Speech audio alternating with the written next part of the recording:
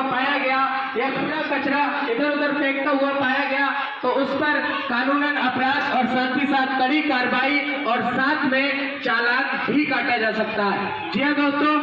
यही बात बताने के लिए ये टीम को यहाँ तक बुलाया गया है कि 4 मार्च से अब एक ऐसा सर्वे होगा जिसमें आपके खड़े हैं अभी, अगर ये कुछ दिन बाद अगर ऐसे पॉलीथिन लेकर खड़े होंगे तो समझ लीजिए इनका तुरंत चालान काट दिया जाएगा। तो इसलिए आप अगर अपने घर से कोई भी सामान लेने या साग सब्जी लेने के लिए जाएं तो अपने घर से कपड़े का थैला ही लेकर जाएं, अन्यथा अगर पॉलीथिन इस्तेमाल करता हुआ कोई पाया गया या कोई दुकानदार के पास पॉलीथिन पाई गई तो उस पर चालान काटा जाएगा और साथ ही साथ कानूनन कार्रवाई की जाएगी,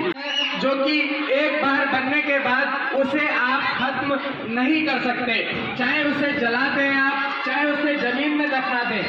मगर पॉलीथिन कभी खत्म नहीं होती है। अगर आप पॉलीथिन को जमीन में दफनाएंगे और अगर उसे 5 साल बाद भी खोद कर देखेंगे तो वो पॉलीथिन वैसी की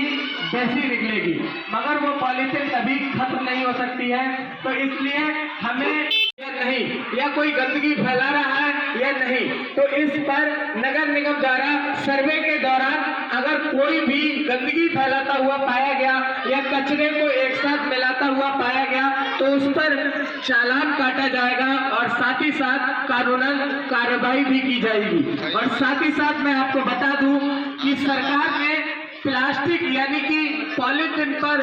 पूरे तरीके से रोक लगा दी है और बैन कर दिया है।